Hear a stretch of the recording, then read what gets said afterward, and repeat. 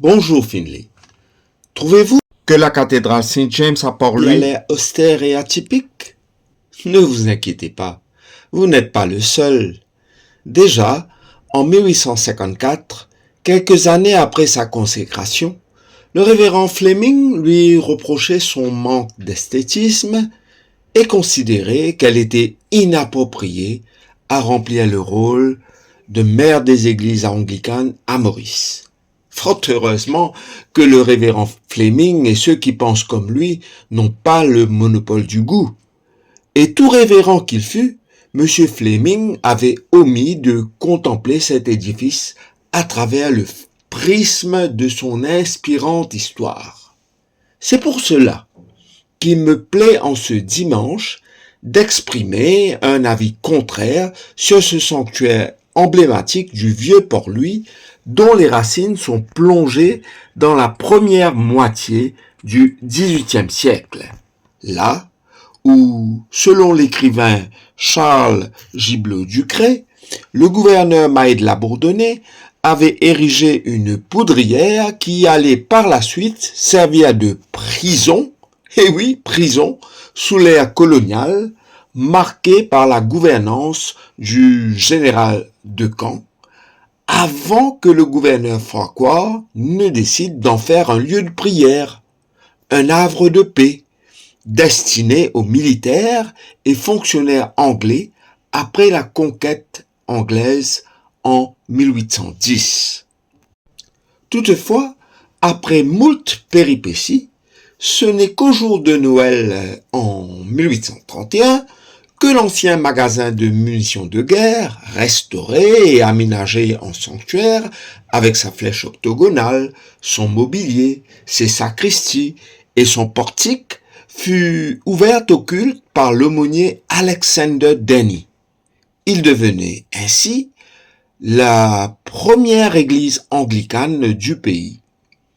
Profitant de l'arrivée de l'évêque de Colombo, James Chapman, à Maurice, le 15 juin 1850, la cathédrale fut consacrée 11 jours plus tard.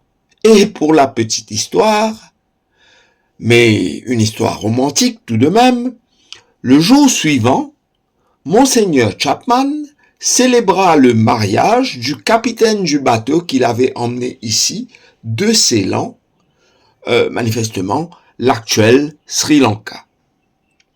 Le 10 juillet suivant, le prélat inaugura l'église Saint-Thomas à Beaubassin et 2 jours plus tard, celle de Saint-Jean à Réduit, avant de gagner Colombo quelques jours après. La communauté anglicane avait de quoi se réjouir. Le diocèse anglican de Maurice a été sous la responsabilité d'évêques étrangers jusqu'en 1976. En cette année, un fils du sol, le révérend Ghislain Emmanuel, fut intronisé à la dignité épiscopale. Dans cette même cathédrale, qui n'est plus la même que celle de 1873, quand le premier Mauricien à recevoir une responsabilité sacerdotale fut consacré diacre. Il s'appelait Charles Blackburn. En effet, mes amis, elle avait bien changé cette cathédrale. Elle avait traversé le siècle avec ses cyclones destructeurs, comme celui de 1892, qui avait sévèrement malmené le lieu de culte, emportant la façade, la flèche et un morceau de la toiture. Toutefois, entre ces murs solides, qui sont d'une épaisseur de 3 mètres à certains endroits, détrompez-vous, les victimes de l'ouragan trouvèrent un refuge temporaire. La grande dame fut restaurée, améliorée. Les parois de l'intérieur du vaisseau furent habillées de bois de teck, et au fil des décennies, le lieu de culte fut agrémenté de manière délicate et subtile.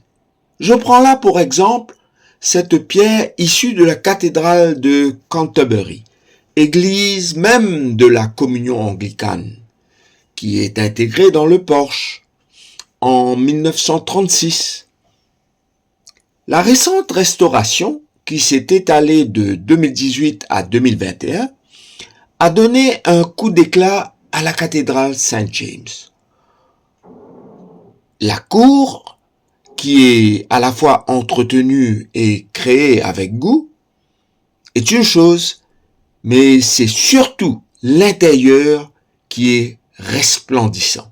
L'intérieur de cette cathédrale abrite l'omniprésence du bois de teck qui confère une atmosphère rassurante et chaleureuse au sanctuaire. Cette reluisante boiserie habille les parois et couvre l'édifice d'une manière majestueuse. Le mobilier est lui aussi en bois massif.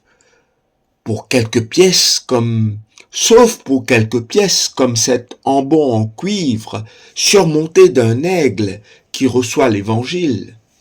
Des plaques commémoratives en marbre et en cuivre rappellent les personnalités qui ont marqué non seulement l'histoire de l'Église, mais aussi celle du pays, à l'instar de Sir Arthur Phair et du bishop Hugh Atterbury.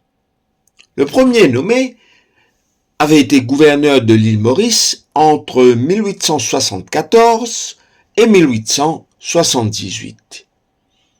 Nous nous rappelons qu'il s'était indigné de la manière arbitraire avec laquelle la police interpellait les immigrants indiens à cette époque. Cela nous renvoie à la lutte pendant la même époque, concrétisation plutôt de la lutte pendant la même époque de Adolphe de Plevitz en faveur de ces mêmes immigrants maltraités sur les champs. Et le second était l'évêque anglican de Maurice entre 1931 et 1959. C'est sous son épiscopat que le seul collège anglican du pays, le St Andrews, voit le jour en 1943. Le bras du transept, côté sud, abrite une chapelle dédiée à Marie, reconnaissable par un beau tableau de la mère du Christ tenant un Jésus crucifié dans ses bras. La simplicité de l'autel de cette chapelle tranche avec son imposant retable en bois. Un triptyque, somptueux vitrail en 3 parties, préside le chœur et filtre à travers ses couleurs choisies la lumière qui inonde notre île des tropiques. Si vous balayez le regard dans l'abside, vous pourrez voir 3 meurtrières, jadis cachées par ce beau retable dont je vous ai fait mention ultérieurement. Alors, ces 3 meurtrières sont les vestiges qui rappellent que ce magnifique sanctuaire fut dans le temps une structure militaire, une poudrière. Non. Je ne la trouve ni austère, ni atypique ce sanctuaire. Il est imposant, définitivement.